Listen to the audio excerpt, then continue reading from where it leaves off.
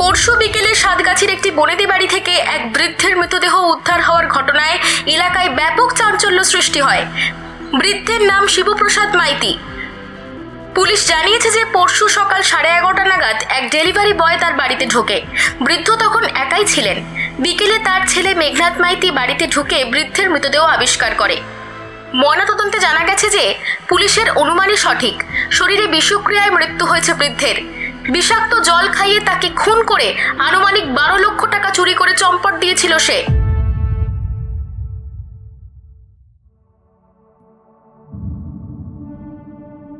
নমস্কার, গ্রাম বাংলার ভূতভুতুমের গল্পের পর আজ আপনারা শুনবেন একটি টান টান হত্যা রহস্য, যেখানে খুনের পদ্ধতি এবং তার সমাধান দুটোই সাধারণ ছকের বাইরে। গল্পটির সম্পূর্ণ কাহিনী বিনোদনের জন্যই প্রস্তুত করা। বাস্তবের সঙ্গে তার কোনো রকম মিল থেকে থাকলে তা সম্পূর্ণরূপে অনিচ্ছাকৃত এবং কাকতালীয়। আজকের গল্প পাঠে অরিজিৎ। শুরু হচ্ছে প্রসেনজিৎ বন্দ্যোপাধ্যায়ের মার্ডার মিস্ট্রি ইঁদুর কল, দ্য র্যাট ট্র্যাপ।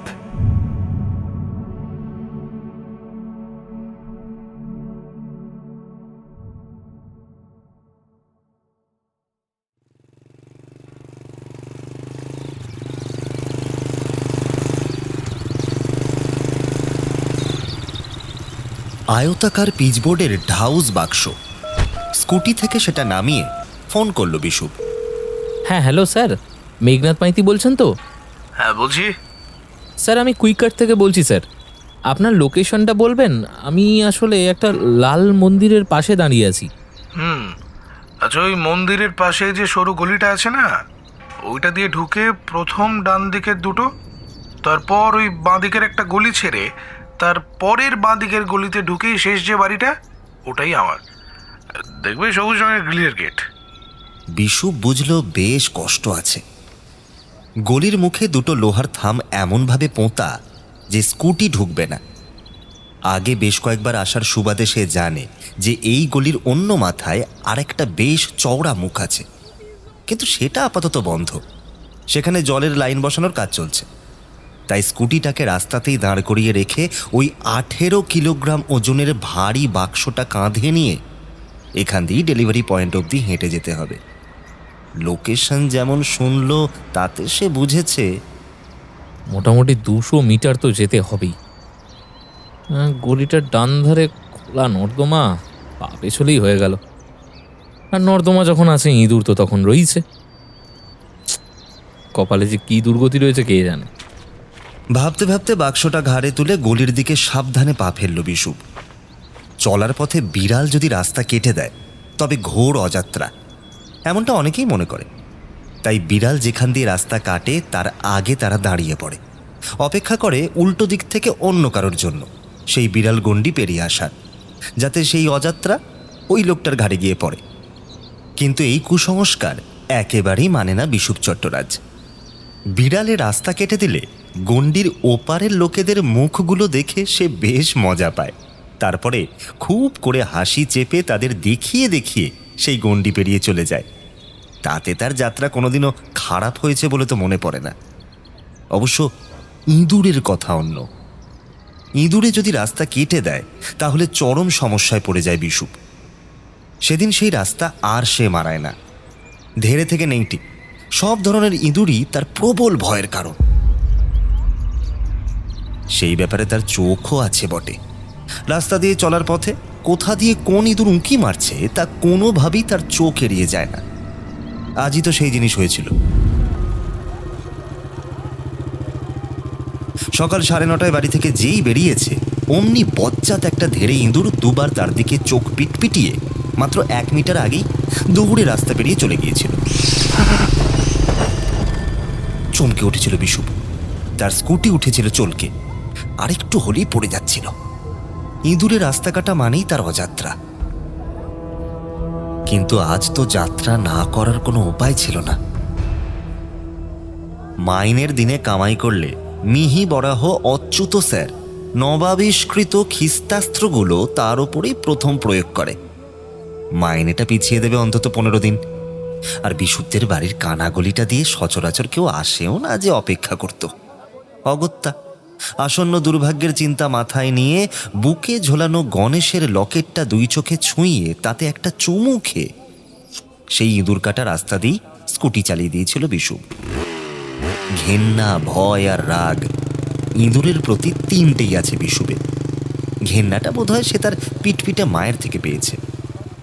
ছোট থেকে তার মাকে দেখত, ইঁদুর দেখলেই লাফিয়ে উঠতে।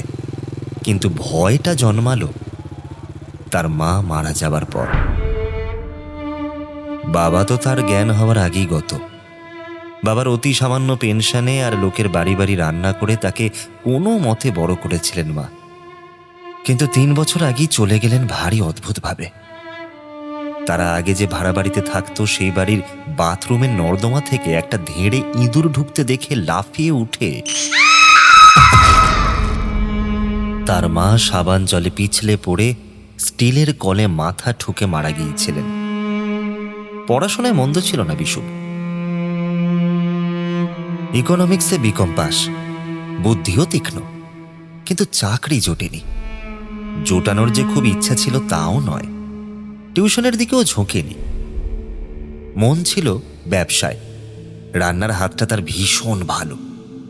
মা মারা যাবার পরে অন্য একটা বাড়ি ভাড়া নিল সে। ছোটবেলার বান্ধবীকে বিয়ে করে সেই বাড়িতেই খুলেছিল ক্লাউড কিচেন। আলাদা কোনো ঝুঁকি নেই, ফোনে অর্ডার নাও আর রান্না করে পাঠিয়ে দাও, ব্যাস। বেশ ভালো চলছিল, কিন্তু বাদ সাধল ওই ইঁদুরে। বাড়িতে মজুত করা চিনি, চাল, ডাল খেয়ে সর্বনাশ করতে লাগলো। তবে আসল নাশকতাটা হয়েছিল যখন এক খদ্দের বিরিয়ানির মধ্যে থেকে ইঁদুরের মরা বাচ্চা বের করেছিল। বহু কষ্টে অনেক টাকা খেসারত দিয়ে সে যাত্রা জেলে ঢোকা আটকেছিল সে। তবে ব্যবসাটা আর চালাতে পারেনি। তখন থেকে ইঁদুরের ওপরে তার প্রবল রাগ। অগত্যা মাত্র 1 বছর হলো সে ডেলিভারি বয়ের কাজ ধরেছে। কিছু টাকা জমাতে পারলে আবার না হয় ব্যবসার কথা ভাবা যাবে। মাসিক কিস্তিতে একটা স্কুটি কেনাই ছিল, সেটাই এখন ভরসা। বাড়ি থেকে বেরিয়ে গোডাউনে গিয়ে হাজির হতেই অচ্যুত স্যার বলেছিলেন, আজ আর ক্যারেজ ব্যাগ নিয়ে যেতে হবে না, এই মালটা ডেলিভারি করার আছে। ভারী মাল, আর এত বড়টা ক্যারেজ ব্যাগে ঢুকবেও না। তুই এক কাজ কর, তুই স্কুটির সিটে বসিয়ে বেঁধে নিয়ে চলে যা, আর ডেলিভারি করে রিটার্ন আসবি। তখন বাকি মাল ক্যারেজ ব্যাগে করে নিয়ে যাবি, ঠিক আছে? যা। গোডাউনের টুকটাক কাজ সেরে এখন ভারী বাক্স কাঁধে নিয়ে গন্তব্যে হাজির বিশু। একটা সুন্দর ছিমছাম দোতলা বাড়ির সামনেটায় অল্প বাগান। বাড়িটার দরজা জানলা বন্ধ।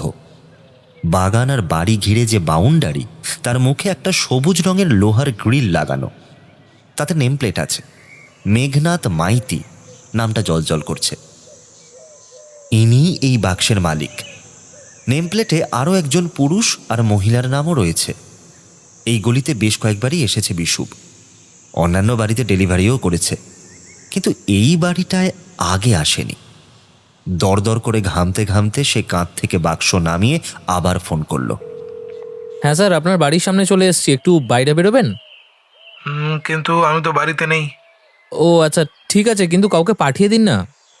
আর 8,000 টাকা হয়েছে। এক কাজ করো, আমার কাঠের দরজার উপরে কলিং বেল আছে, তুমি বরং গিয়ে বেল টেপো, কেউ এসে নিশ্চয়ই খুলে দেবে। এবার বিশু বাড়ির দিকে ভালো করে তাকিয়ে দেখতে পায় গেটের সামনের বাগান ঘেরা পথটা দিয়ে 10 পা মতো এগোলেই বাড়ির মূল কাঠের দরজা। দরজায় হ্যাজবোল্ট রয়েছে, আর তাতে ঝুলছে বড় সড়ো একটা তালা। স্যার, দরজা তো বাইরে থেকে তালা বন্ধ। তাই নাকি? তালা বন্ধ? যাই হোক, তাহলে তো বাড়িতে কেউই নেই এখন। কেউ নেই? ঠিক আছে স্যার, আশেপাশের কোনো বাড়িতে দিয়ে যাব? না না, অন্য কারো বাড়িতে তো দেওয়া যাবে না। তাহলে স্যার, মানে ডেলিভারি কি ক্যান্সেল? হ্যাঁ, তাছাড়া আর কি, আজকের মতো ক্যান্সেল করে দাও, কাল নিয়ে আসবে। রাখছি। স্যার, কিছু মনে করবেন না, আসলে জিনিসটা খুব ভারী তো, এতটা রাস্তা হেঁটে হেঁটে আসতে হয়েছে। দেখুন না যদি কিছু করা যায়। আজ ডেলিভারি ক্যান্সেল করে দিলে কাল আবার নিয়ে আসতে হবে। প্লিজ একটু দেখুন না স্যার। দেখবো, কিন্তু কি করে দেখবো বলো, এত দূরে আছি। বললাম তো, আজ ক্যান্সেল করে দাও, কাল আবার নিয়ে আসবে। ডোন্ট মাইন্ড স্যার, মানে আপনি যদি আমাকে একটু গলির মুখটাতেই বলে দিতেন যে বাড়িতে কেউ নেই, তাহলে অনেকটা সুবিধে হতো। কি আর করা যাবে, তখন তো আমার মনে হয়নি যে বাড়ি ফাঁকা। ফোনটা কেটে দেয় বিশু। মেজাজটা একেবারে খিঁচড়ে গেছে। হ্যাঁ, এখন আমি কি করব? এত ভারী জিনিসটা আবার ফেরত নিয়ে যাওয়া, আবার কাল নিয়ে আসা। ঘামের ফুল কোর্সে শাওয়ার তো নেওয়া হয়েই গেছে, কালও যদি ক্যান্সেল করে দেয়, করতেই পারে, টাকা তো আর দেওয়া নেই। অবশ্য এমন অসভ্য লোক আগেও যে দেখেনি তা নয়। এরা ডেলিভারি বয়কে অহেতুক খাটিয়ে বেশ মজা পায়। আবার ফোন করলো বিশু। স্যার, কুইক কার্ট থেকে বলছি স্যার। সরি স্যার, আপনাকে আরেকটু বিরক্ত করছি। স্যার বলছি যে কি আছে জানি না, এত এত ভারী বাক্সটা। তোমার জানার কথাও নয়, কাঠের তৈরি বড় স্পিকার, তাই এত ভারী। মাত্র 8,000 টাকা দামের স্পিকার এত ভারী? বললাম তো, ফুল উডেন, ইন্ডি প্রোডাক্ট, একজনের রেকমেন্ডেশনে নিচ্ছি। কিন্তু তুমি এসব প্রশ্ন করছো কেন বলো তো? ও আচ্ছা স্যার, ঠিক আছে। মানে সে যাই থাকুক, বলছিলাম যে স্যার, লিঙ্ক পাঠিয়ে দিচ্ছি, পেমেন্ট একটু করে দিন না। তারপর একটু দেখুন না স্যার, যদি কোথাও রেখে দেওয়া যায়। Please sir, please. এত ভারী জিনিস আর এত বড় না, নাহলে বলতাম না স্যার আমি। জিনিস না নিয়ে পেমেন্ট করে দেবো? না স্যার, না নিয়ে কেন?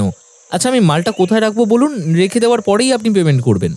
প্লিজ স্যার, বুঝতেই তো পারছেন, একটু বলে দিন না কোথায় রাখবো। আচ্ছা ঠিক আছে, তাহলে এক কাজ করো, ওই দরজার সামনে যে পাপোশটা দেখছো। Hello, hello hello hello. Bishu বেশ কয়েকবার হ্যালো হ্যালো করলো, কিন্তু খচমচ খচমচ ছাড়া আর কোনো আওয়াজ নেই। মাঝে মাঝে গাড়ি যাওয়ার আওয়াজ, অথচ ফোনটা কেটেও দেওয়া হয়নি। অগত্যা বিশু নিজেই কানেকশন কেটে আবারও ফোন করলো। তখন রিং বেজেই গেল, কেউ ধরল না। 5-6 বার চেষ্টা করে অবশেষে বিশু হাল ছেড়ে দিল। বিশু বুঝল আর কোনো উপায় নেই, জিনিসটা আবার ঘাড়ে চাপিয়ে ফিরিয়ে নিয়ে যেতে হবে। বাক্সটা ঘাড়ে নিয়ে পেছন দিকে ঘুরল বিশু। ঘুরেই দাঁড়িয়ে পড়ল। পাপোশ দেখতে বললো কেন লোকটা? বিশু আবার বাড়ির দরজার দিকে ঘুরে দাঁড়ালো।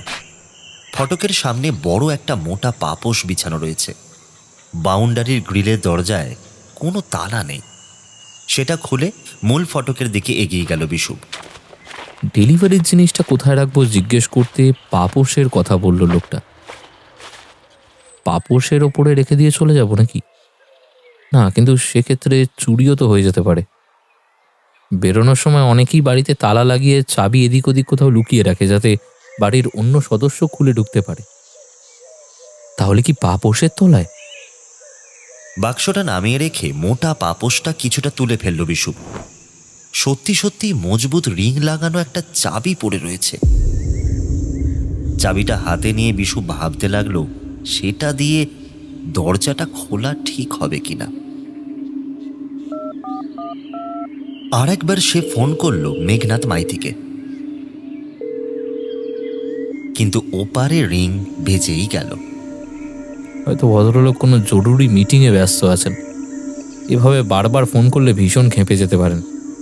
তাছাড়া উনি যখন পাপোশের কথা তুলেইছেন আর পাপোশের নিচে সত্যি সত্যি চাবিটা পাওয়া গেল, তখন দরজা খুলে বাক্সটা রেখে দিলে নিশ্চয়ই আপত্তি করবেন না।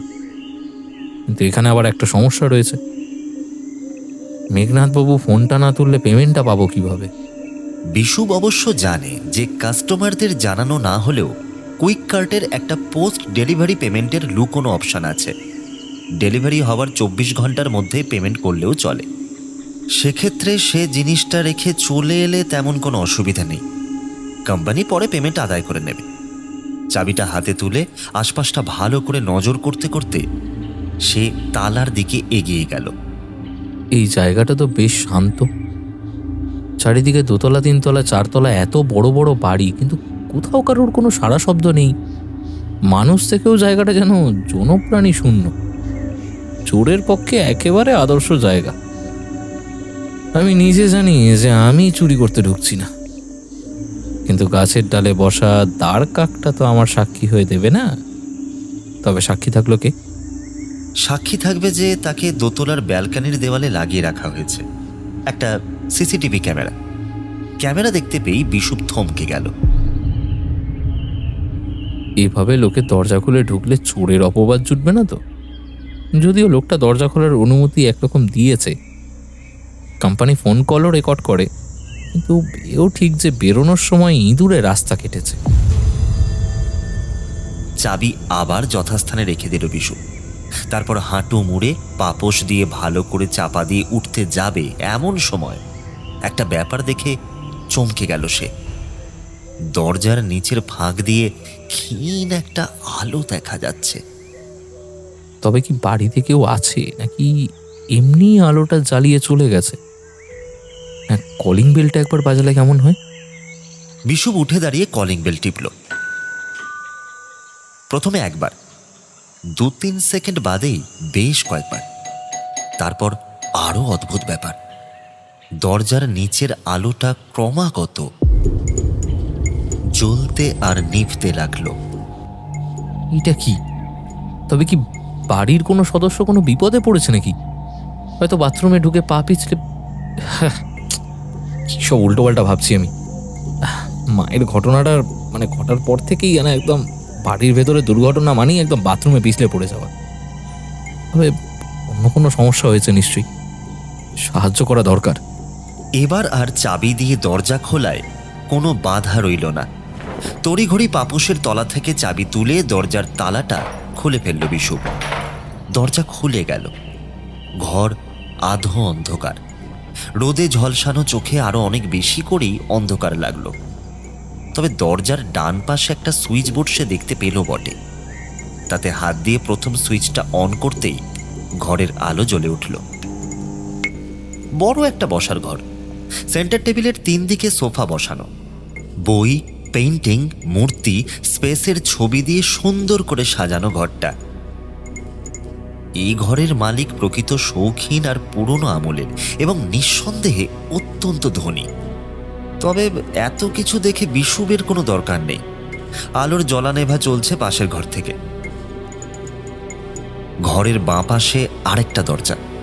সেই দরজা দিয়ে ঢুকলেই সামনে আরেকটা ঘর, আর সেই ঘরের আলোই ক্রমাগত জ্বলছে নিভছে।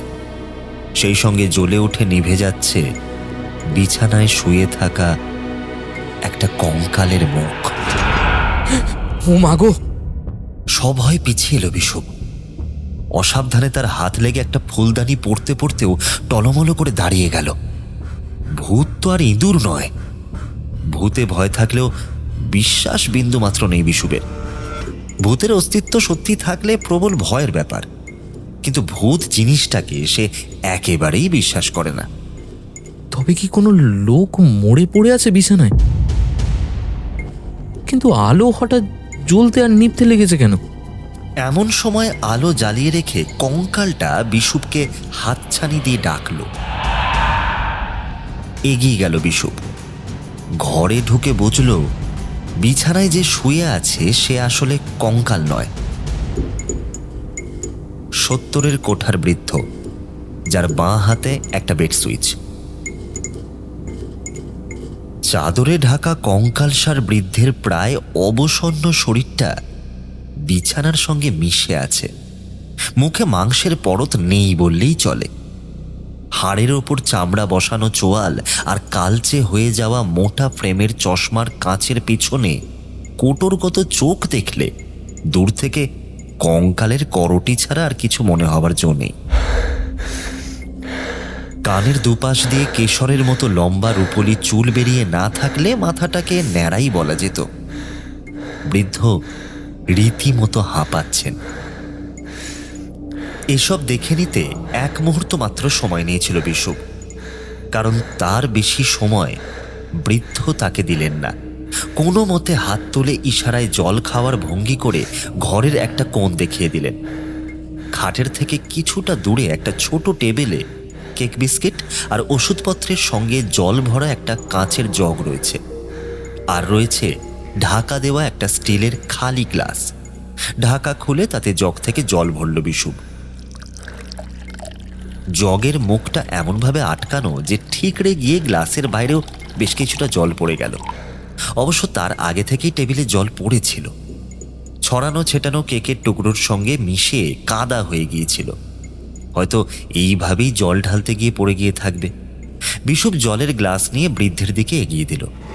বৃদ্ধ বিছানার ধারের দিকে আঙুল দিয়ে ইশারা করলেন। বিশুপ দেখল খাটটা সাধারণ নয়। হাসপাতালে যেমন যন্ত্র লাগানো আধুনিক খাট থাকে, এও অনেকটা সেই রকম। ধারের দিকে একটা লাল রঙের লিভার রয়েছে। বিশুপ সেটা টিপে ধরতেই খাটের মাথার দিকটা খানিকটা উঠে পড়ল। বৃদ্ধের শরীরের উপরাংশ খানিকটা হেলে রইল। এবার তিনি তাকে জলটা খাইয়ে দিতে ইশারা করলেন। বিশুপ তার হাঁ করা মুখের মধ্যে একটু জল ঢেলে দিল। বৃদ্ধ আর এক গ্লাস জল খাওয়ার ইশারা করলেন। বিশুপ তাও দিল। পাশে একটা তোয়ালে কাপড়ের ন্যাপকিন রাখা ছিল, সেটা দিয়ে বৃদ্ধের মুখটা মুছিয়ে দিল সে। বিশুপের মনে হলো এই বৃদ্ধ বাকশক্তিহীন। সে ইশারায় জিজ্ঞাসা করল এখন তিনি ঠিক আছেন কিনা। তখন বৃদ্ধ ফিসফিসিয়ে বলে উঠলেন,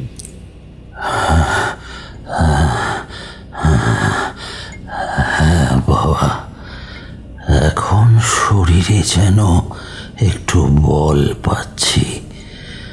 আসলে জলটাই আমি সবচেয়ে বেশি খাই তো, কিন্তু সেটাই না খেয়ে আছি প্রায় 14 ঘন্টা হলো।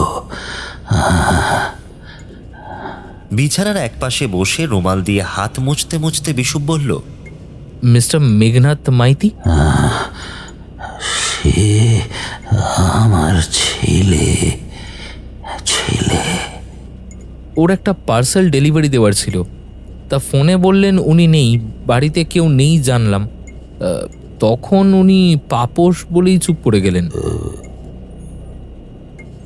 চাপা আজ আসেনি বলে এই দুর্গতি। ও আমার আয়ার কাজ করে। সকাল 6টা 6:30 মধ্যে চলে আসে। সন্ধেবেলায় চাপা চলে গেলে তারপরে ছেলে বৌমাই আমার দেখাশোনা করে। বৌমা তো 1 সপ্তাহ আগে থেকেই নেই। আর ছেলে কোথায় বেরিয়েছে আমি জানি না। ওই বোধহয় পাপোশের নিচে চাবি রেখে গেছে যাতে চাপা ঢুকতে পারে। আগেও 2-3 বার এরকম করেছিল। স্যার বলছি যে মানে জিনিসটা তো ডেলিভারি দিয়ে দিয়েছি, পাশের ঘরে রাখা আছে, এখানে আনবো দেখবেন? না না, তুমি বরং ওইটে আমাকে একটু এগিয়ে দিতে পারবে? বিশুপ দেখল বিছানাতেই বৃদ্ধের হাতের নাগালের সামান্য বাইরে রাখা আছে একটা ইউরিন পট, প্রস্রাব পাত্র। এগিয়ে দিতে তিনি সেটাকে চাদরের তলায় ঢুকিয়ে নিলেন। বৃদ্ধ এবার ফ্যানের সুইচের দিকে ইশারা করলেন। এখন জানুয়ারির মাঝামাঝি, এবারে শীত তেমন না জমলেও ফ্যান চালানোর মতো নয়। তবুও ফ্যানটা চালিয়ে একটু কাশল বিশু। স্যার মানে বলছি যে মেঘনাথবাবু পেমেন্টটা কোথাও রেখে গেছেন এটা জানেন? পেমেন্ট কত টাকা? 8,000 টাকা। না তো বাবা, আমি তো জানি না। স্যার আপনার যদি কিছু দরকার না থাকে তাহলে আমি চলি। আচ্ছা বাবা, আচ্ছা, বিছানাটা আবার নামিয়ে দিয়ে যাও, সাবধানে যেও। বিছানা নামিয়ে বিশুপ ঘর থেকে বেরিয়ে গিয়েছিল। হঠাৎ আবার আলোর চমক দেখে থেমে গেল। পিছন ফিরে দেখল বৃদ্ধ আবার তাকে হাত নেড়ে ডাকছেন। তুমি আজ এক বুড়োর প্রাণ বাঁচিয়েছ। তোমাকে তো খালি হাতে যেতে দিতে পারি না। এই এই বালিশটার তলায় একটু হাত ঢোকাও, তোমার হাতটা ঢোকাও। বেড সুইচ থেকে হাত সরিয়ে ইউরিন পটটা একটু দূরে ঠেলে দিয়ে বৃদ্ধ ফিস ফিস করে বললেন, ওই ওই আলমারিটা খোলো, খোলো। বৃদ্ধের মাথার বালিশের নিচে হাত ঢুকিয়ে ঝিনুক ঝোলানো একটা লম্বা চাবি পেল বিশু। সারা জীবন খেটে কোটি কোটি টাকার সম্পত্তি করলাম, কিন্তু ছেলেটা আমার একেবারেই অকর্মণ্য। দিন রাত নানাভাবে অত্যাচার করে চলেছে, যখন তখন ধমক, অকথ্য গালাগাল, শুধু গায়ে হাত তুলতে বাকি রেখেছে এই যা। এখন আবার তার পুরনো গাড়িতে মন ভরছে না, নতুন গাড়ি চাই। আমাকে দিয়ে চেক লিখিয়ে পরশু 12 লাখ টাকা তুলল। বিছানার ঠিক উল্টো দিকে রাখা একটা কাঠের বড় আলমারির দিকে নির্দেশ করলেন বৃদ্ধ। চাবি নিয়ে আলমারির দিকে এগিয়ে গেল বিশু। এই সময় বিশু চাবিটা দিয়ে আলমারির দরজা খুলে ফেলেছে। খুলেই সঙ্গে সঙ্গে দমাস করে বন্ধ করে দিল। কি হলো, কি হলো? আলমারিটা বন্ধ করে দিলে যে? না মানে ইঁদুর।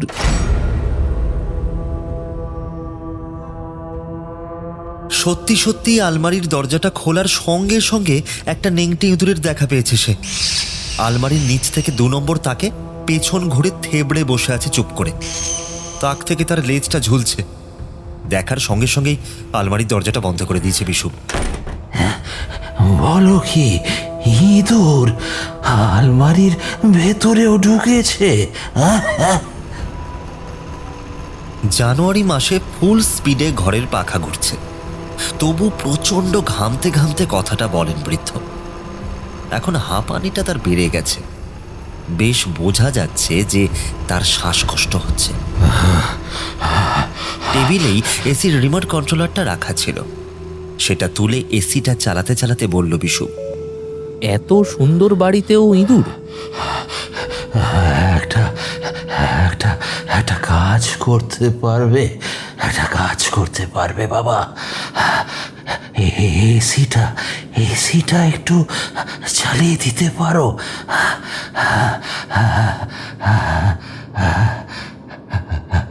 আপনার কষ্ট হচ্ছে, আর কথা বলতে হবে না স্যার। বৃদ্ধ থেমে আবার জল চাইলেন। জগ থেকে আরো 1 গ্লাস জল ঢেলে বৃদ্ধকে খাওয়ালো বিশু। বৃদ্ধ তবু হাঁপাচ্ছেন। ওই আলমারিতে আমার টাকা আছে, ইঁদুর থাকলে তো সব টাকা কেটে ছেলেটা অতগুলো টাকা তুলে গাড়ি না কিনে আলমারিতে রেখে দিল কেন জানি না। আজকাল কি অতগুলো টাকা কেউ বাড়িতে রাখে? তুমি এক কাজ করো বাবা, টাকাগুলো নিয়ে যাও। একেবারে ওপরের তাকে আছে, দেখো, নিয়ে যাও। কি বলছেন স্যার? ঠিকই বলছি। এমনিতেই তো আমার সব সম্পত্তি বৃদ্ধাশ্রমে দান করে দেব আমি ঠিক করেছি। ওই টাকাগুলো তোমারই পাওনা। কতদিন আর মাল বয়ে অন্যের খিদমত খাটবে? টাকাটা দিয়ে বরং নিজের একটা ব্যবসা শুরু করো, তারপর তারপর আমাকে বলে যাবে। যাও যাও। আর কথা বলতে পারলেন না বৃদ্ধ। এখনো ঘেমে যাচ্ছে, বুকটা যেন চলে যাচ্ছে, এমন ভাবে ঘষতে লাগলেন বৃদ্ধ। পাশে বসে তার বুকে হাত বুলিয়ে দিতে লাগলো বিশুপ। আপনি আর কথা বলবেন না স্যার, কিন্তু ওই টাকা আমি কিভাবে নেব বলুন তো? মেঘনাথ স্যার যে আমাকে চোর ভাববেন জোর করে, মানে চাপ দিয়ে টাকা নিয়েছি। আচ্ছা আচ্ছা, তাহলে আলমারিটা খুলে আমার চেক বইটা দাও। আবারও কথা আটকে গেল তার। আলমারি খুললেই ইঁদুরের ভয়, কিন্তু ভয়ের ওপরেও টাকার জয়। বিশুপ আবারও আলমারিটা খুলে ফেলল। ইঁদুরটার এত সাহস যে এখনো একইভাবে লেজ ঝুলিয়ে পেছন ঘুরে থেবড়ে বসে আছে। সেদিকে আর চোখে তাকিয়ে চোখ ফিরিয়ে আলমারির ওপরের তাকে দৃষ্টি মেলল বিশুপ। ডাঁই করে 500 নোটের বেশ কয়েকটা বান্ডিল রাখা। উদগ্র লোভ হলো বিশুপের। চোখ বলিয়েই গুনে ফেলল বান্ডিলগুলো। 20টা আছে, তার মানে 12 নয় 10 লাখ। 10 লাখ টাকা! ইচ্ছে হলো টাকার বান্ডিলগুলো এক্ষুনি জামার ভেতরে ভরে নেয়, তবু সে লোভ সামলায়। চেক বইয়ে লেখা টাকার অঙ্ক হয়তো এর চেয়েও বেশি হবে, কিন্তু কোথায় চেক বই? ওপরের তাক দুটোয় ভালো করে চোখ বুলিয়ে একটা চেক বই পেল সে বটে। তারপর সেটা নিয়ে পেছন ঘুরতেই বিছানার দিকে তাকিয়ে তার রক্ত যেন হিম হয়ে গেল। চেক বইটা মেঝেতে পড়ে গেল। বৃদ্ধের মুখ দিয়ে গ্যাঁজলা বেরোচ্ছে, মুখটা লাল, চোখ দুটো ঠিকরে বেরিয়ে আসতে চাইছে। হাত পা ছুড়ে কাটা পাঁঠার মতো ছটফট করছেন তিনি। বিশুপ দৌড়ে গেল। জগে বেশি জল অবশিষ্ট নেই, তবু সেইটুকুই সে গ্লাসে ঢেলে বৃদ্ধকে খাওয়াতে গেল। ঝটকা দিয়ে গ্লাসের জলটা ফেলে দিলেন বৃদ্ধ। কোনো মতে উচ্চারণ করলেন,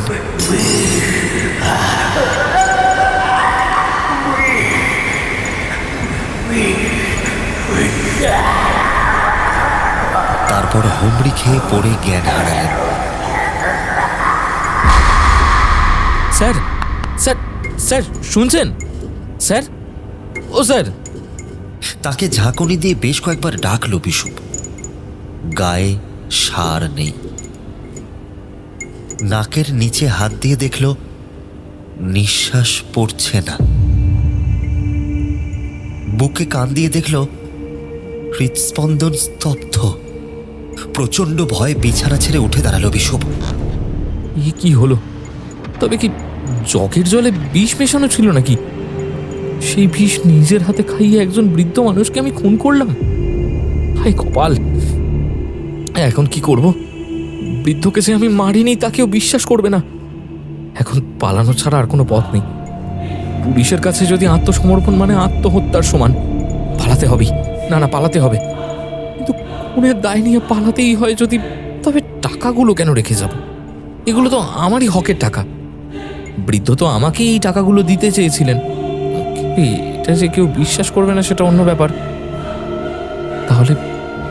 তাহলে টাকাগুলো নিয়েই পালানো যাক।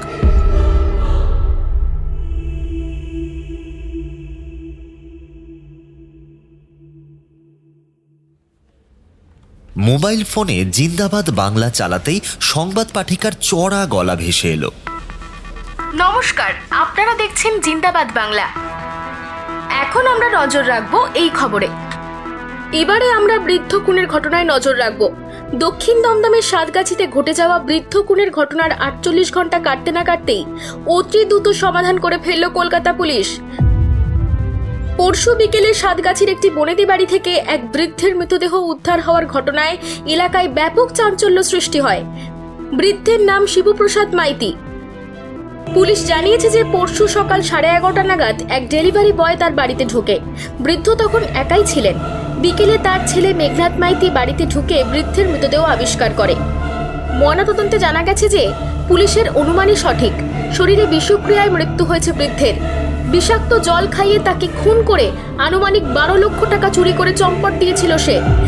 বাড়ির দরজার বাইরে লাগানো সিসিটিভি ফুটেজ থেকে অভিযুক্তকে শনাক্ত করা গেছে। অভিযুক্তের নাম বিশুভ চট্টরাজ।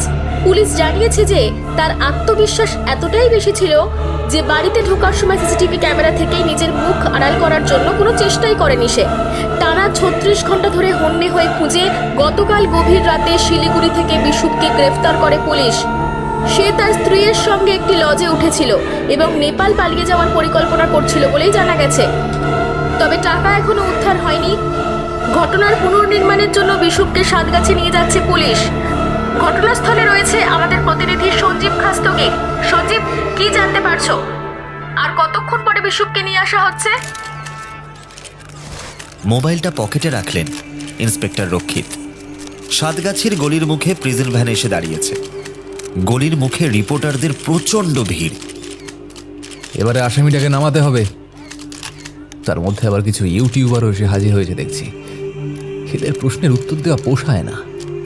পিছন দিয়ে হাত বাড়ালে ব্যাটারা একটা টাকাও ঠেকায় না, উল্টে সময় নষ্ট করে দেয়, কাজের ক্ষতি করে। প্রেজেন্ট ভ্যান থেকে নামিয়ে আসামিটাকে ওই গলি দিয়ে ওই বাড়ি অবধি নিয়ে যাওয়াটাই একটা বড় চ্যালেঞ্জ হয়ে দাঁড়িয়েছে। বাড়ির গ্রিলের গেটের ভেতর কোনো রিপোর্টারকে ঢুকতে দেওয়া হয়নি। কনস্টেবলরা ইন্সপেক্টর রক্ষিত আর বিশুভ চট্টরাজকে কোনো মতে ঢুকিয়ে আবার গেটের সামনের পাহারায় দাঁড়িয়ে পড়ল। বাড়ির মূল ফটকের সামনে আত্মীয় স্বজন আর কয়েকজন প্রতিবেশীর সঙ্গে দাঁড়িয়ে আছেন মেঘনাথ মাইতি। ভদ্রলোকের বয়স 40 পেরিয়েছে। মাঝারি উচ্চতা, দোহারা চেহারা, মাথায় বেশ বড় সড়ো টাক, পুরুষ্টু গোফ।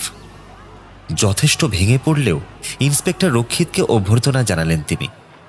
সঙ্গে তার স্ত্রী আর 12 বছরের মেয়েও রয়েছে। বিশুভ চট্টরাজের কোমরের দড়িটা ধরে রেখেই ইন্সপেক্টর বললেন, একবার হেঁটে দেখা তো কিভাবে চাবিটা কোথা থেকে তুললি। বিশুভ হেঁটে গিয়ে পাপোশ তুলে দেখিয়ে দিল চাবিটা ঠিক কোন জায়গায় রাখা ছিল। তারপর ইন্সপেক্টরের দিকে ফিরে বলল, স্যার, আমি কিন্তু খুন করিনি। চুপ! ফোন করিনি মানে? চারিদিকে এভিডেন্স থই থই করছে, আর নাকি তুমি খুন করনি, চিড়িয়া করনি। টাকাগুলো কোথায় আছে সোজাসুজি বলে দিলে সাজাটা কিন্তু কম হবে। কথাটা যেন মাথায় থাকে। উত্তরে বিশুভ কিছু বলতে যাচ্ছিল, কিন্তু তক্ষুনি মেঘনাথ বাবুর প্রতিবেশীদের মধ্যে একজন কম বয়সী লোক বলে উঠল, এই তো মেঘনাথ দা, এর কথাই বলছিলাম আপনাকে। ডেলিভারি করতে এলে বাই চান্স বাড়িতে কেউ না থাকলেই হলো, হাড় জ্বালিয়ে রেখে দেব। স্যার কোথায় রাখবো তাহলে? আপনার সামনের বাড়িতে রেখে যাই না ওপরের ফ্ল্যাটে রেখে যাই? হ্যাঁ, কি নাচড় বান্দা আপনি জানেন না। হ্যাঁ, আমাকে এরকম করেছে তো। সে আপনাকে বলেছিলাম না, এই যে এই ছোকরাই। হ্যাঁ, হেব্বি চালাক চতুর। সালার ডেলিভারি দেওয়ার নাম করে চুরি তো করবেই, আবার অসহায় বুড়ো মানুষকে খুন করে দিবি তা বলে। স্যার, আমাদের হাতে ছেড়ে দিন, পিটিয়েই মেরে দেবো হারামজাদাকে। কোর্ট কাচারি করে বেকার কোনো হাঙ্গামা পোয়াবেন না। আইন হাতে নেওয়ার কথা একেবারেই ভাববেন না। পুলিশকে পুলিশের কাজ করতে দিন। সরে যান, সরে যান। বলে তিনি সোজা বাড়ির ভেতরে ঢুকে পড়লেন। মেঘনাথ বাবুর বাড়ির বসার ঘরে তখন তার আত্মীয় স্বজন কিছু ছিল। তাদের উঠতে বারণ করে ইন্সপেক্টর রক্ষিত, মেঘনাথ মাইতি, বিশুভ চট্টরাজ, একজন সাব ইন্সপেক্টর আর একজন ভিডিওগ্রাফারকে নিয়ে তালা খুলিয়ে বৃদ্ধের ঘরে গিয়ে ঢুকলেন। বিশুভ দেখল ঘরটা হুবহু আগের দিনের মতোই আছে। এমনকি এসি আর ফ্যানটাও বন্ধ করা হয়নি। শুধু বিছানায় বৃদ্ধের শরীরটা নেই, আর টেবিলে নেই জগ আর জলের গ্লাস। ঘরে 3টে চেয়ার এনে দেওয়া হলো। একটাই নিজে বসে, অন্য দুটোই মেঘনাথ মাইতি আর বিশুভ চট্টরাজকে বসতে বললেন ইন্সপেক্টর। ভিডিওগ্রাফার ক্যামেরা চালু করল। এবার বলুন তো মেঘনাথ বাবু, অসুস্থ বুড়ো বাবাকে একা ফেলে রেখে আপনি আগের দিন রাত্রিবেলা কোথায় চলে গিয়েছিলেন? Mandarmani, to be precise. তার পাশেই দাদন পাত্রু বার নামে একটা গ্রাম, সেখানেই। আচ্ছা, আর ফিরলেন পরের দিন বিকেলে আপনার বাবা মারা যাওয়ার পর, তাই তো? আগে হ্যাঁ। তা নিজের গাড়ি নিয়ে গিয়েছিলেন? হুম। সঙ্গে কে গেছিল? কেউ না, আমি একাই। আপনার স্ত্রী আর কন্যা? নিভা তো 1 সপ্তাহ আগে থেকেই বর্ধমান ওর বাপের বাড়িতে ছিল মেয়েকে নিয়ে। আসলে ওর মায়ের শরীরটা একটু খারাপ। ও, কি হয়েছে? ওই ভাইরাল ফিভার। আচ্ছা, আপনার স্ত্রীরা ক ভাই বোন? 3 ভাই 1 বোন। ভাইরা ওখানেই থাকে। মেয়ের সামান্য শরীর খারাপ শুনে অত ভাই বোন থাকা সত্ত্বেও আপনার স্ত্রী অত দূরে ছুটে গেলেন, অথচ বাপের একমাত্র সন্তান হয়ে আপনি অসুস্থ বাবাকে ফেলে রেখে একা একা মন্দারমণি ঘুরতে চলে গেলেন। তা কারণটা জানতে পারি? আরে এসবই তো আপনাকে বা আপনাদেরকে অনেকবার বলে দিয়েছি আগে। আর তাছাড়া আগের দিন আমি কোথায় কেন গিয়েছিলাম তার সঙ্গে এই কেসের কোনো সম্পর্ক আছে কি? অবশ্যই আছে বই কি। আপনার দায়িত্বজ্ঞানহীনতা আপনার বাবার মৃত্যুতে এফেক্ট করেছিল কিনা সেটা বোঝা যেতে পারে। তাছাড়া অনেকবার এর আগে আপনাকে জানানো হয়েছে যে আজকে আপনাকে আর বিশুভকে সামনাসামনি বসিয়ে জেরা করা হবে। দেখুন, আমি একজন স্কাই ওয়াচার। আকাশ দেখা আমার হবি। যেদিন বাড়ি থেকে বেরোই সেদিন ছিল মার্স অ্যাট অপোজিশন ডে। ওই দিন পৃথিবী থেকে মঙ্গল গ্রহকে সবচাইতে উজ্জ্বল আর বড় দেখায়। সারা রাত ধরে দেখা যায়। মার্স ফটোগ্রাফি কম্পিটিশন ছিল তো, তাই আমাকে যেতেই হতো। ওখানে আমাদের স্টার গেজের গ্রুপের মিট ছিল। পরের দিন তো পার্টিও ছিল, কিন্তু আমি পার্টি অ্যাটেন্ড করিনি। এনিহাও বিকেলেই ফিরে এসছি। দুপুরেই ফিরে আসতাম যদি না আমার ফোনটা চুরি হতো। ও হ্যাঁ, আপনি মেছেদা থানায় একটা রিপোর্ট করেছিলেন তাই না? হ্যাঁ। তা ফোনটা কিভাবে চুরি হলো বলবেন? ওই মন্দারমণি থেকে ফেরার পথে আমার কাছে ছোকরার কল আসে। ড্রাইভ করার সময় ফোন ধরার অভ্যেসটা আমার নেই। রাস্তার ধারে গাড়িটা দাঁড় করিয়ে একটু মাইনাস করছিলাম, তখনই আমাকে সেকেন্ড টাইম ফোন করলো। কথা বলছিলাম আর তখনই বাইকে চড়ে 2 ছেলে ফোনটা নিয়ে আমার হাত থেকে ছিনিয়ে নিয়ে চলে যায়। হ্যাঁ, গাড়িতে করে বাইকটাকে তাড়া করতে গিয়েছিলাম, কিন্তু আর খুঁজে পাইনি। হ্যাঁ, তবে বাইকের নাম্বার আমি নোট করেছিলাম, কিন্তু থানা থেকে বললো নাম্বারটা নাকি ভুয়ো। এই মোবাইল ছিনিয়ে নেওয়াটা কেউ দেখেছে? না, আসলে সেই সময় রাস্তায় কেউই ছিল না। আচ্ছা, বুঝলাম। কিন্তু মিস্টার মাইতি, আপনি অত রাতে বাবাকে বাড়িতে একা রেখে গেলেন কোন আক্কেলে? হ্যাঁ, দেখুন, বাবার কাছে আমি রাতে থাকি। বাবা ডাক্তারের প্রেসক্রাইবড ওষুধ খেয়ে রাত 9টায় ঘুমিয়ে পড়তো আর উঠতো সকাল 8টায়। এর মাঝে সত্যি করার কিছু থাকতো না। তবু আমি যাবার দিন রাতের জন্য সেন্টারে অনেকবার ফোন করেছি, কিন্তু কিছুতেই আয়া পাইনি। তবে দিনের বেলার জন্য 12 ঘন্টার আয়া রাখা হয়েছে। সেও খুবই বিশ্বস্ত লোক, নাম চাঁপা। তার এসে যাওয়ার কথা সকাল 6:30টার মধ্যেই। এসে পাপোশের নিচ থেকে চাবি নিয়ে ঘর খোলার কথা, কিন্তু সেদিনই সে আসেনি। এখানে আমি কি বলবো বলুন তো? আচ্ছা, আপনি তো জানিয়েছেন যে ওই ঘর থেকে নাকি টাকাও চুরি গেছে।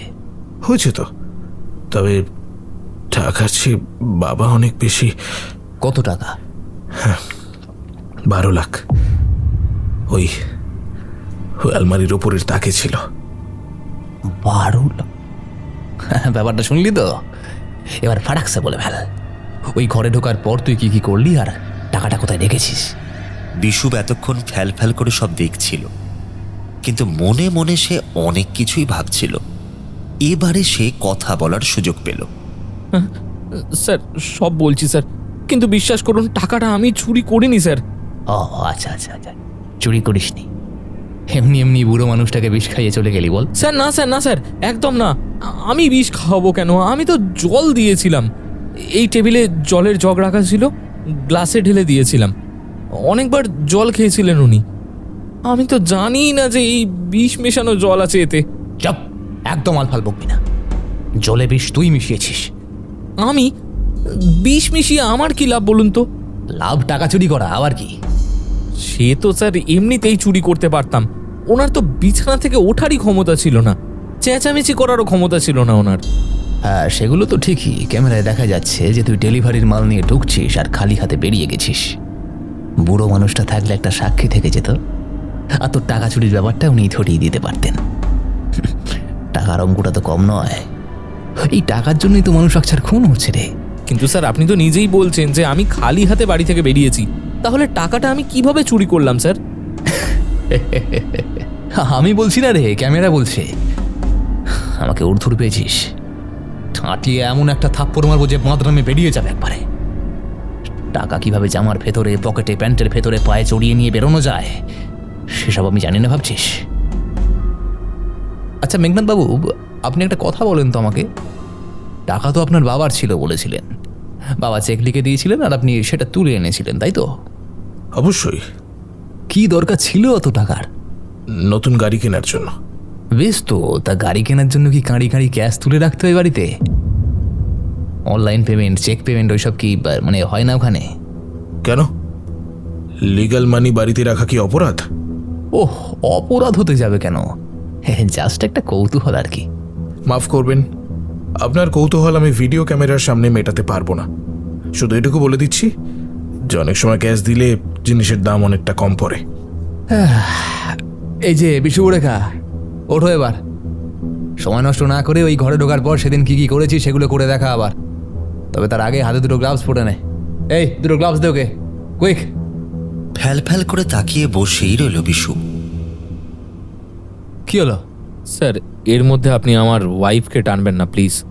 ও এতে জড়িত নয় একেবারেই। কেন, তোর বইয়ের নাম কি? রেখা। অন্য সময় হলে প্রচণ্ড হাসিতে ফেটে পড়তেন ইন্সপেক্টর, কিন্তু এখন সাব ইন্সপেক্টরের সঙ্গে চোখাচোখি করে খুব জোর সামলে নিলেন নিজেকে। দারুণ একটা প্র্যাকটিক্যাল জোক জমিয়ে রাখলেন বড়বাবুকে বলার জন্য। ওদিকে বিশু বুঝতে পারছে সময়, পরিস্থিতি আর যাবতীয় সাক্ষ্য প্রমাণ সবই তার বিপক্ষে। রেখার জন্যই তার মনটা সবচেয়ে বেশি কেঁদে উঠছে। মেয়েটা শুধুমাত্র তার মুখের দিকে তাকিয়ে একটা বেকার ছেলেকে বিয়ে করেছিল। সব সময় সব পরিস্থিতিতে তার পাশে থেকেছে সে। বিশুবের কোমরের দড়ি খোলা হলো, হাতে গ্লাভস পরে সে কখন কোথায় কি কি করেছে সেসব দেখাতে লাগলো। ভিডিও ক্যামেরায় সবটা রেকর্ড হতে থাকলো। তারপর উনি বললেন আমার বালিশের তলায় হাত ঢোকাও। আমি এইভাবে হাত ঢুকিয়ে একটা চাবি পেলাম। চাবিটা একটা ঝিনুক লাগানো ছিল। এই তো পেয়েছি। আমি এই চাবিটা নিয়ে আলমারির দিকে এগিয়ে গেলাম। তারপর আলমারির দরজাটা খুললাম। খুলেই কি আর কথা বলার অবস্থায় নেই বিশু। এক জায়গায় দাঁড়িয়ে দাঁড়িয়েই সে কোমর দুলিয়ে হাত নাড়িয়ে নাড়িয়ে নাচতে শুরু করে দিল। মুখে তার হাসি আর ধরে না। এত আসামি দেখেছেন, কিন্তু এই রকম পাগল দেখেননি ইন্সপেক্টর। তিনি আধ মিনিট ধরে হাঁ করে বিশুবের ব্যাপার স্যাপার দেখলেন, তারপর রেগে গিয়ে ঘুষি মারতে উদ্যত হলেন। কি হলো? বন্ধ করলি কেন? খুলেই কি মানে বল সেটা। ইয়ার কি মারছিস? এখানে কি পার্টি হচ্ছে? সালাহার। এক মিনিট স্যার, 1 মিনিট। ঘুষিটা ধরে রাখুন। হ্যাঁ, অন্য কারোর মুখে বসাতে হতে পারে। আলমারির দরজা খুলেই কি হলো জানেন স্যার? এই দেখুন। আলমারির দরজাটা হাট করে খোলার সঙ্গে সঙ্গে ইন্সপেক্টর আর মেঘনাথ মাইতির নাকে রুমাল উঠে পড়ল। সাব ইন্সপেক্টর 2 আঙুল দিয়ে নাকের লতি দুটো 3-4 বার টিপে নিলেন। ভিডিওগ্রাফার ঠোঁট তুলে নাক ঢাকছে, কিন্তু বিশুব, ইঁদুরের প্রতি চরম ঘেন্না, ভয় আর রাগ থাকা বিশুব, সে তখন তার নাক, শরীর, প্রাণ ভরে টেনে নিচ্ছে পচা ইঁদুরের গন্ধ। স্যার, ইন্সপেক্টরের দিকে ফিরল বিশুব। আমি আপনাকে আগেও বলেছি যে আলমারি খুলে আমি কোনো ক্যাশ দেখতে পাইনি। খুঁজে দেখতে পেয়েছিলাম একটা চেক বই। আমাকে পেমেন্ট করবেন বলে চেক বই দিয়েছিলেন দাদু। ওপরের এই তাক দুটোয় আমার হাতের ছাপ আপনারা পেয়ে যাবেন। কিন্তু আপনাকে আগে যেটা বলিনি সেটা হলো তখন আলমারিতে একটা ইঁদুরও দেখতে পেয়েছিলাম। ওই যে ওটাকে যত্ন করে তুলে রাখুন স্যার। প্রাইম এভিডেন্স এটা। এসি ঠান্ডায় আছে, খুব বেশি পচেনি। দাদুর পোস্টমর্টম আপনারা করেছেন, এবারে ওই ইঁদুরটার করবেন। করলেই জানা যাবে যে ইঁদুরটা ওইখানে মরে পড়েছিল আমি এ বাড়িতে ঢোকার অনেক আগেই। সন্দেহটা আমার অনেক আগেই হওয়া উচিত ছিল স্যার, কিন্তু তাড়াহুড়োয় খেয়াল করিনি যে মানুষের আগমন দেখলে নেংটি ইঁদুর কখনো চুপ করে বসে থাকতে পারে না। অথচ আমি 2 বার আলমারি খোলা সত্ত্বেও ইঁদুরটা ঠিক এইভাবে পেছন ঘুরে থেবড়ে বসেছিল। আমার তখনই বোঝা উচিত ছিল যে ইঁদুরটা মরে গেছে, মরে গিয়ে আমাকে বাঁচিয়ে দিয়ে গেল স্যার। ওই প্রমাণ করে দেবে যে টেবিলে পড়ে থাকা বিষ মেশানো জল খেয়েই ও মরেছে, আর আমি আসার অনেক আগেই ও মরেছে। তার মানে ইঁদুরটাকে আগেই মেরে এনে তুই তো নিজেই ওখানে প্ল্যান করে রেখেছিলি। You bloody murderer! একেবারেই নয় মেঘনাথ বাবু। প্রথমত আমি আপনাকে আপনি আপনি করে সম্মান করছি, আপনারও সেটাই কর্তব্য। কাজেই আপনিও আপনি বলতে শিখুন একটু। আর আমি তো আপনার কাজের লোক নই, তাই না? এখনো যদি শিখতে না পারেন, ফাঁসির আগে যতদিন জেলে থাকবেন আমি না হয় জেলে গিয়ে আপনাকে শিখিয়ে দিয়ে আসব। দ্বিতীয়ত, ফরেনসিক সায়েন্স এখন উন্নত। পরীক্ষা করলেই ওই টেবিলে ইঁদুরের পায়ের ছাপ, লোম ইত্যাদি পাওয়া যাবে। সারা ঘরেই পাওয়া যাবে, আলমারিতে তো বটেই। সুতরাং আমার এভিডেন্স প্লান্ট করার দাবিটা তখনই নাকচ হয়ে যাবে। সারা ঘর নিস্তব্ধ, শুধু এসি চলার হালকা আওয়াজ আসছে, আর মাঝে মাঝে আসছে ভিডিওগ্রাফারের নাক টানার আওয়াজ। নিস্তব্ধতা ভাঙলেন মেঘনাথ। জিভ একটু জড়িয়ে যাচ্ছে তার, তবু বললেন, মানেটা কি? কি বলতে চাওয়া হচ্ছে? বলতে চাইছি আপনি মহা ধুরন্ধর একজন লোক। 70,000 শয়তান মরলে আপনার মতো একটা শয়তান পয়দা হয়, যে সম্পত্তির লোভে নিজের বাবাকে খুন করে তার সেই দায় অন্য কারোর ঘাড়ে চাপিয়ে তাকে ফাঁসি কাঠে ঠেলে দেয়। নিজের বাবাকে মারার যে জটিল ষড়যন্ত্রটা আপনি করলেন, হতেই পারে এমনটা নিশ্চয়ই আগেও করেছেন, কিন্তু সুফল পাননি। এবারে একেবারে খাপে খাপ বসেছে। আপনার বাবাকে জলদি মারাটা দরকার ছিল, কারণ ইদানিং আপনার বাবা তার সমস্ত সম্পত্তিটাই বৃদ্ধাশ্রমে দান করে দেবেন বলে জানিয়েছিলেন। ট্র্যাপে ফেলার জন্য আপনি আমার মতো একজন ডেলিভারি বয়ের সামনে ইঁদুর কল পাতলেন। আগেই খোঁজখবর নিয়ে জেনেছেন কুইক কাটের যে ছেলেটা এই এলাকায় ডেলিভারি করে, তার অভ্যেস আছে ডেলিভারি ফিরিয়ে না নিয়ে যাওয়ার। আমাদের অ্যাপ দিয়ে অর্ডার করলে পরের দিনই ডেলিভারি করা হয়। তাই আপনি যেদিন কলকাতার বাইরে বেরোলেন সেদিনই অর্ডার করেছেন। আপনি জানেন আপনার বাবার স্বভাব, উনি ঘন ঘন জল খেতে চাইতেন। তাই জলের জগে বিষ মিশিয়ে রেখে মন্দারমণি গিয়ে আপনি ওঁত পেতে অপেক্ষা করতে লাগলেন ডেলিভারি বয়ের ফোনের। আপনি জানেন যে ডেলিভারির কল রেকর্ড করা হয়, তাই বিস্তারে না গিয়ে পাপোশটা দেখেছ এই বলে থেমে গেলেন। থামার কারণ হিসেবে ফোন চুরি হওয়ার গল্প অবধি ফেঁদে নিলেন। আপনার বাবা মারা গেলে যে কোটি কোটির সম্পত্তি আপনার হাতে আসতো, তার জায়গায় একটা ফোনের আর কতই বা দাম হতে পারে, তাই না? এমনকি 12 লাখও তার কাছে কিছুই নয়। আর সেই কারণেই গাড়ি কেনার নাম করে বাবার থেকে 12 লাখ টাকার চেক লিখিয়ে ক্যাশ তুললেন। ক্যাশটা ঘরের আলমারিতে রেখে ইঁদুর কলের টোপ মানে খুনের মোটিভ সেট করতে চেয়েছিলেন, কিন্তু আলটিমেটলি টাকাটা হাতছাড়া করতে পারেন। সে টাকা আপনি কি করেছেন তা আপনার ব্যাপার। আপনার লিগ্যাল টাকা নিয়ে আশা করি পুলিশেরও অত মাথা ব্যথা থাকার কথা নয়, যদি না আপনি টাকা চুরি যাওয়ার গল্পটাও পুলিশকে খাওয়ানোর চেষ্টা করে চালিয়ে যান। তুই মানে আপনি আমাকে তুমি করেই বলতে পারেন স্যার। বলছি যে তুমি যদি কিছুই না করে থাকো তাহলে শিলিগুড়ি থেকে নেপাল পালাচ্ছিলে কেন? আপনারা যেভাবে আমাকে ফাঁসিয়ে দিয়েছিলেন স্যার, তাতে আপনি হলেও কি পালাতেন না? হ্যাঁ, নেহাত মরা ইঁদুরটা ছিল, আর তাছাড়া শিলিগুড়িতে রেখার বাপের বাড়ি, এমনি যেতে পারি না। একটা মাত্র ঘর, তাই লজ ভাড়া করেছিলাম। আর নেপাল ঘুরতে নিয়ে যাওয়ার জন্য তো রেখা অনেক দিন ধরেই ঘ্যান ঘ্যান করছিল, তাই ট্র্যাভেল এজেন্টের কাছে গিয়েছিলাম। যে দড়ি ঢুকেছিল মাইতি বাড়িতে বিষুবের কোমর জড়িয়ে, সেটা বেরোলো মেঘনাথ মাইতির কোমরে শক্ত বাঁধন দিয়ে। মেঘনাথ মাইতিকে প্রিজন ভ্যানে তুলে চাবিটা পকেটে পুরে বৃদ্ধ খুনের মামলায় নাটকীয় মোড় বলে চেঁচিয়ে ওঠা রিপোর্টারদের ভিড়টাকে প্রিজন ভ্যানের জানলায় পাঠিয়ে বিষুব চট্টরাজের পিঠ চাপড়ে দিয়ে বললেন ইন্সপেক্টর রক্ষিত, ছেলেবেলায় হেমেন্দ্র কুমার রায়ের একটা বই পড়েছিলাম, বুঝলে, দারোগা কি আসামি। তোমাকে দেখলে উনি তো লিখতেন আসামি কি দারোগা। হ্যাঁ, জাকামাল দেখালে বাবা। তবে তোমায় কিন্তু আমার সঙ্গে এখন জিপে বসতে হবে। ইঁদুরের পোস্টমর্টমের আগে তো তোমাকে ছাড়া যাবে না, আর ছাড়লেও আমি না বলা অবধি কলকাতা ছেড়ে আপাতত কোথাও যাবে না।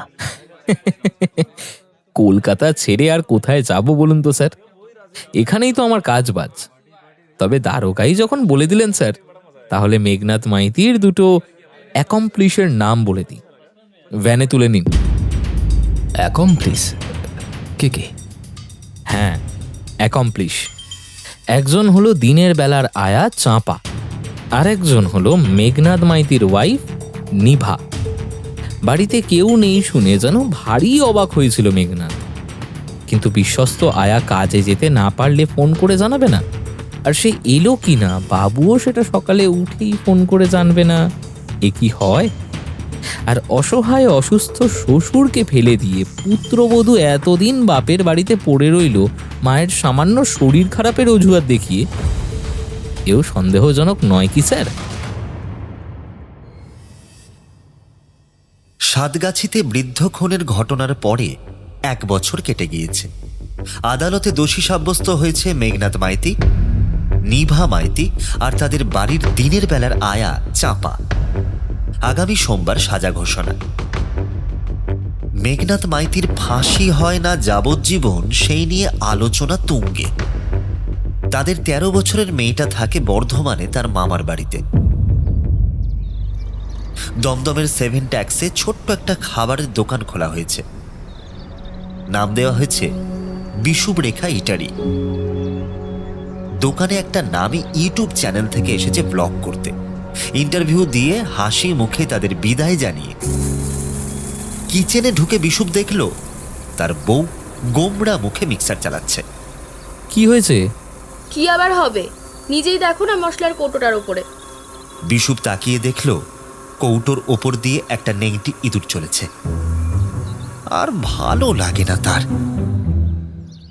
সবকিছু মেনে নিলেও টাকার ব্যাপারটা হজম হয়নি ইন্সপেক্টর রক্ষিতের। চাঁপার বাড়িতে তল্লাশি চালিয়ে 2 লাখ মিলেছিল।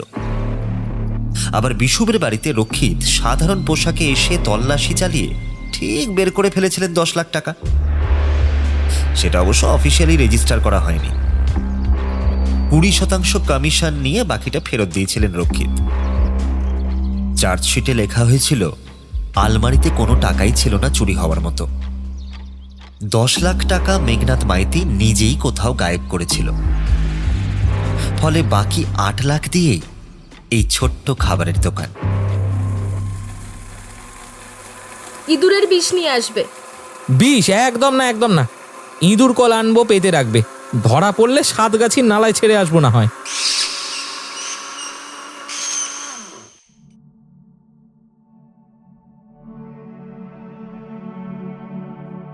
শুনলেন প্রসেনজিৎ বন্দ্যোপাধ্যায়ের ইঁদুর কল। কেমন লাগলো আপনাদের গল্পটি অবশ্যই জানান কমেন্টে। আজকের গল্প পাঠে ছিল অরিজিৎ, বিষুবের ভূমিকায় সৌরভ, রক্ষিতের ভূমিকায় আলাপন, মেঘনাদের ভূমিকায় কুন্তল, শিবপ্রসাদ ইন্দ্রনীল, রেখা ও রিপোর্টারের চরিত্রে বর্ণালী, অচ্যুত ও জনৈক লোকের চরিত্রে সুযাত্র ও সপ্তর্ষি। গল্পের স্ক্রিপ্ট ও অডিও রূপান্তর দিশানি। গল্পের সাউন্ড ডিজাইনে সায়ন, প্রচ্ছদ এবং ভিডিও ডিজাইনে দীপক এবং গল্পের সমগ্র পরিচালনায় কুন্তল। আগামী সপ্তাহে আমরা আবারও ফিরছি নতুন একটি গল্প নিয়ে। শুনতে থাকুন বিভা ক্যাফে, গল্প শোনার সঠিক ঠিকানা।